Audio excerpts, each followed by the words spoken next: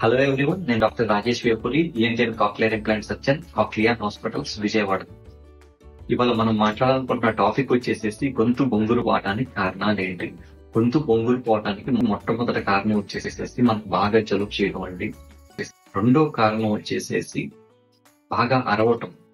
So ఇది ఎవరిలో ఎక్కువగా చూస్తామంటే పొలిటీషియన్స్ లో కానీ, టీచర్స్ లో కానీ, ప్రీచర్స్ అంటే టెంపుల్ లో ప్రీచ్ చేసేవాళ్ళు కానీ, లేకపోతే చర్చ్ లో ప్రీచ్ చేసే వాళ్ళకి కానీ మనం ఇది చూస్తాము. మూడో కారణం వచ్చేసేసి ఏదైనా క్యాన్సర్స్ వచ్చినా గానీ ఇట్లా గొంతు అనేది బొంగురుపోవడం జరిగింది.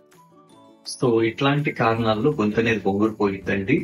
ఈ గొంతు బొంగురుపోవడం అనేది మోర్ దాన్ 3 weeks ఉంటే కనుక మీ దగ్గరున్న ENT డాక్టర్ గారిని కలవండి. లేకపోతే కనుక మా కాక్లియర్ హాస్పిటల్స్ కి వచ్చి మమ్మల్ని కలవచ్చు. Thank you. Doctor Rajesh Vepuri, ENT and cochlear implant surgeon, cochlear hospitals, Vijayawada.